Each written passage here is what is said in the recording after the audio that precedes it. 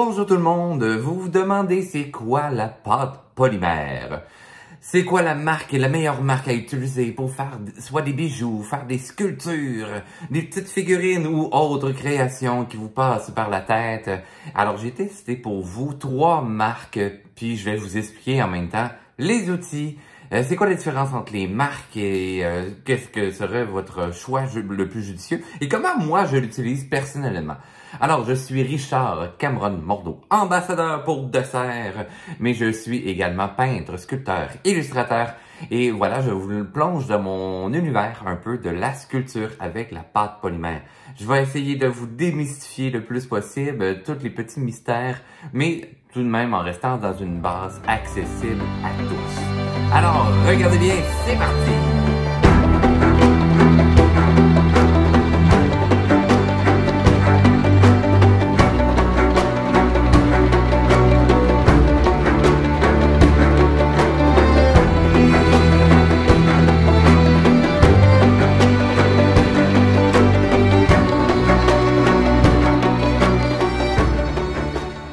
Alors, pour commencer, qu'est-ce que la pâte polymère? Dans le fond, la pâte polymère, c'est une sorte de pâte à modeler que vous allez pouvoir cuire au four. Une fois que votre pâte est cuite, ça devient une pièce quand même assez rigide, mais en fait, c'est ça. Voilà, c'est comme la pâte polymère, c'est comme une pâte plastique, mais seulement une fois que c'est cuit. Vraiment comme une pâte à modeler, vous allez avoir des pâtes colorées, vous allez avoir des pâtes grises ou couleur chair, etc. Mais vraiment de tout, un peu comme un argile tout simplement, ou ben voilà, de la plasticine comme certaines personnes peuvent l'appeler. Alors, je vous présente les marques que j'ai testées. Vous avez la Cernit, la Fimo, la Sculpey, mais ici, là, vous voyez pas le petit emballage, mais genre Sculpey 3. Et la Sculpey a différents types aussi. Donc, Super Sculpey, vous avez la Sculpey d'origine, mais la Fimo aussi, vous allez avoir la Fimo Soft, c'est celle-là que j'ai essayé. Vous avez d'autres types également. Mais on va y aller avec ces 4-là. Vous allez voir, c'est fort simple. Donc, pour vous montrer rapidement un peu le fonctionnement de la pâte polymère, tout d'abord, comme je vous disais, c'est comme une sorte de pâte à modeler. Là, je ne voudrais pas celle-là, je vais utiliser une que j'ai déjà ouvert jusqu'à présent. Lorsque votre petit sac est ouvert, je vous conseille fortement par la suite de garder votre pâte à l'intérieur d'un petit sac comme celui-ci pour empêcher qu'il soit en contact avec l'air. Ça va empêcher que votre pâte durcissent avec le temps. Donc, un coup que vous la sortez du sac, si vous ne la manipulez pas, tout ça, elle va avoir tendance à casser comme ceci. On ne panique pas, vous allez voir, super important en passant, lavez-vous les mains pour avoir les mains fort propres, surtout si vous travaillez avec des couleurs claires, afin de ne pas laisser de petites marques, nettoyer votre surface de travail, etc. Surtout si vous travaillez avec les pâtes colorées. OK? Si jamais, après ça, vous allez pouvoir les peindre. On réchauffe la pâte, très, très important, OK, pour qu'elle devienne plus malléable. Parce que au départ, justement, elle est légèrement friable pour la cernite. Vous allez voir que la cernite également est un petit peu plus plastique lorsqu'on travaille avec. Donc, on la réchauffe et elle va devenir très molle. OK. Alors, un coup qu'elle est réchauffée, vous allez sentir dans vos mains, justement, qu'elle devient plus malléable. Et par la suite, voilà, comme vous voyez, ça se travaille très bien. On pourrait faire une petite galette, etc. de la sorte. On peut la déchirer sans problème. Et vraiment, par exemple, si je voudrais faire un petit champignon, ben, je pourrais former le pied de mon champignon. Là, ce serait un champignon blanc, par exemple. Alors, je transforme le pied et vous allez voir la cernite, c'est vraiment comme une pâte à modeler, comme pour les autres marques. Mais vous allez voir, par contre, que la cernite, elle devient quand même assez molle. Alors, si, admettons, je veux faire le petit chapeau, là, je travaille d'une seule couleur, mais normalement, vous allez pouvoir choisir vos couleurs sans aucun problème. Et là, mettons que je veux faire son petit champignon, son petit chapeau. On le modèle avec ses doigts et tout ça. Si vous n'avez pas le portefeuille pour vous acheter des outils, vous pouvez travailler avec vos mains ou prendre des outils que vous créez à la maison. Alors, et là, vous allez voir justement, c'est un petit problème de la cernite. j'essaie de la coller comme ceci. Et ça fonctionne plus ou moins facilement, mettons. OK, puis là, j'aurais un petit champignon un petit peu trapu. Vous allez voir, je vous mets à l'instant un petit vidéo de mon champignon comme ceci. OK, c'est parti.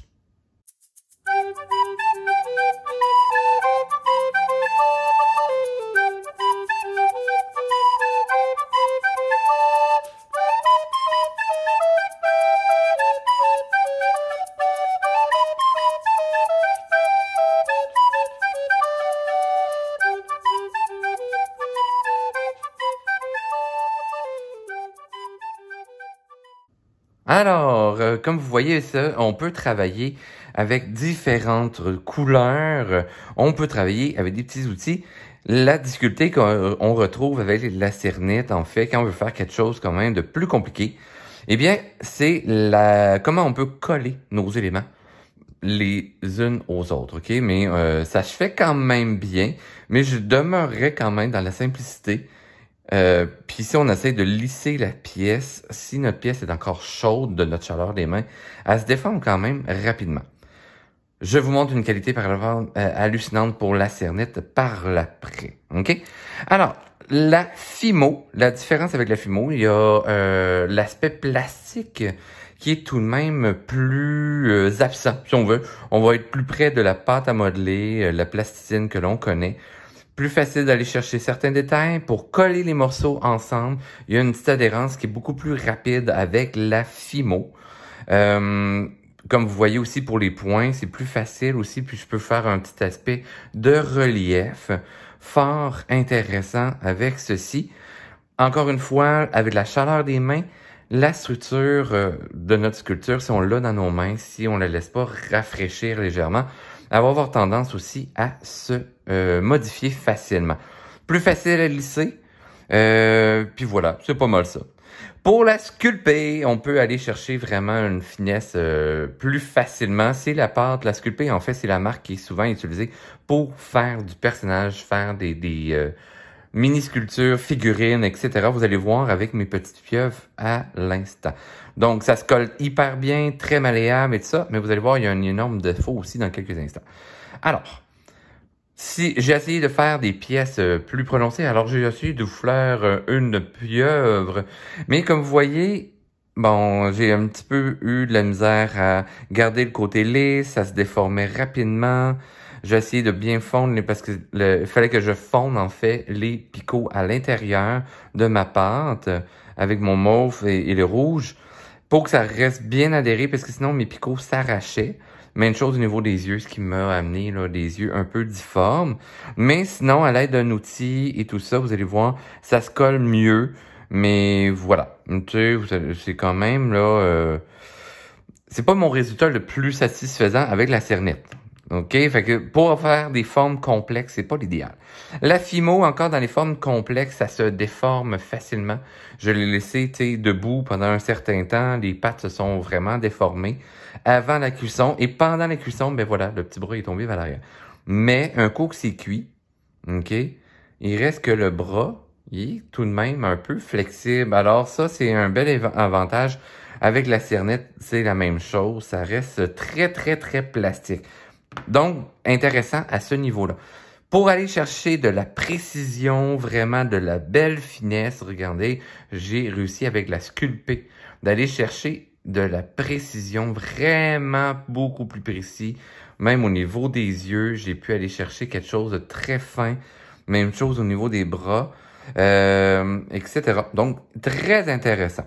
Lorsque vous faites des sculptures comme ça, par exemple, pour économiser, que ce soit dans les petits champignons et ça, pour économiser de la pâte, parce que dans le fond, lors de la cuisson, cernite et Fimo, vous allez moins avoir ce problème-là. Vous devez juste durer le temps de cuisson, que je vous dis dans quelques secondes. Et la sculpter, mais c'est par rapport à l'épaisseur, le temps de cuisson. OK? Donc, cernite et Fimo, vous allez voir, il y a un bel avantage suite à la cuisson. Et sculpter, ben vous allez avoir le temps de cuisson, mais ça reste très fragile. Pour économiser votre pâte, ce qu'on vous conseille fortement, c'est d'utiliser du papier d'aluminium. Vous prenez, dans le fond, votre papier d'aluminium que vous avez à la maison. Vous faites vos premiers volumes par la suite, comme vous avez pu voir dans la vidéo. Et par la suite, vous allez pouvoir modeler votre personnage et le faire cuire. Lorsque vous le faites cuire en tout cas, faites vraiment attention, vous le mettez dans le fond sur du papier d'aluminium, assiette à tarte, des trucs du genre. Ici, si vous voyez, je l'ai pas fait cuire encore, c'est la Super Sculpey, qui est très proche de l'argile en passant. Et voilà, c'est très important de le faire cuire dans du papier d'aluminium ou un support non conducteur de chaleur. Très important, parce que sinon vous allez brûler votre pièce. Ensuite, donc, la cuisson, vous allez voir, c'est très simple. Vous pouvez le faire cuire au four de la maison. OK, le four traditionnel que vous avez. Et voilà, pour la cernite et la fimo, OK, vous allez pouvoir la faire cuire pendant 30 minutes, très important, à 275 Fahrenheit ou 130 degrés Fahrenheit. Suivez les instructions qui sont sur la boîte. La Sculpey, c'est la même température, mais c'est 15 minutes par 6 mm d'épaisseur. Même si vous pouvez la faire cuire au-delà, mais faites attention, ça peut brûler. Mais bon, OK? Quand vous respectez les temps, regardez bien, OK? J'ai fait un test avec des petites galettes, comme ceci. La cernite, c'est l'avantage, OK? Si vous voulez faire des bijoux, des petits pendentifs, des porte-clés, etc., parce que si la sculpture tombe sur le sol, un sol rigide, ou manipulation, c'est compressé dans les poches, ou bref, truc du genre, ça reste flexible, hyper intéressant pour la cernite. Il y a l'aspect plastique que vous avez avec la cernite. Pour la fimo, OK, vous allez avoir l'aspect semblable, mais vous voyez, je me suis amusé, ça fait des petites marques blanches. Et lorsqu'on la travaille comme ça, ça a tendance à vouloir déchirer, OK? Même avec le degré de cuisson et tout ça, le temps de cuisson respecté, si vous faites en deçà de ça, là, elle va pouvoir casser. Mais si vous faites le 30 minutes, le temps respectif, ça va bien aller. Avec la Sculpey, OK, regardez ce que ça me fait. C'est vraiment pas flexible. Ça casse, OK? On peut pas avoir l'aspect plastique. Donc, oui, on va avoir plus de précision, mais il y a beaucoup de risques. Si vous échappez votre pièce de sculpture au sol, etc., elle va avoir tendance à casser, tandis que les deux autres risquent de résister. Ensuite de ça, vous allez demander, c'est quoi les outils qu'on doit utiliser lorsqu'on travaille ces petites sculptures-là, que ce soit les petites figurines ou des figurines plus complexes, ou même, en fait, des bijoux, par exemple, parce qu'il y en a plusieurs qui vont faire ça. Vous pouvez vous procurer les outils de Sculpey. En fait, vous allez avoir des pointes caoutchouteuses comme ça, un genre de latex, ou avec des bourrons comme ceci en métal, ou la pointe métallique comme ceci. Ou sinon, vous pouvez aller prendre dans les outils pour travailler l'argile. Donc, par exemple, les pics en métal, les pics en bois, ou les outils en plastique comme ceci.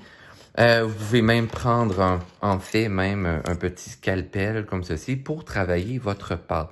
Il se vend même des petits rouleaux dans le fond là en acrylique transparent et tout ça. Vous avez même des grosses machines. Si vous voulez travailler encore plus dans la précision, vous avez des emporte-pièces en métal. Il y en a de différentes formes. Et si vous voulez travailler des perles, eh bien, il y a les machines qui se vendent. Super facile avec les petits godets, la petite machine pour travailler ça. Donc, vous pouvez vous faire des perles pour les pendentifs. Très, très, très intéressant. Un coup que vos sculptures sont faites, si vous avez les pâtes de couleur, ben voilà, vous avez déjà vos sculptures déjà colorées, sans problème. Mais si jamais vous faites des erreurs pendant vos créations, mais rien n'empêche que vous utilisez par la suite, par exemple, de l'acrylique pour peindre vos pièces. Moi, c'est ce que je fais ici. On peut faire des bas-reliefs. Si jamais vous mettez un petit aimant à l'arrière, ça fait une décoration pour le frigo. Vous pouvez mettre même, en fait, pour un vous voulez transformer votre livre pour faire du pirate. Ben, vous transformez le tout, vous peignez avec de l'acrylique. pouvez faire un ensemble de votre livre, un journal intime marin ou de pirate. Voilà, j'ai fait ma petite pieuvre, je l'ai peinte et voilà, je l'ai apposée sur un livre. Vous pouvez vous faire des sculptures plus importantes. Là, c'est la couleur chair que j'ai utilisée pour celle-là. Donc, structure de papier d'aluminium à l'intérieur.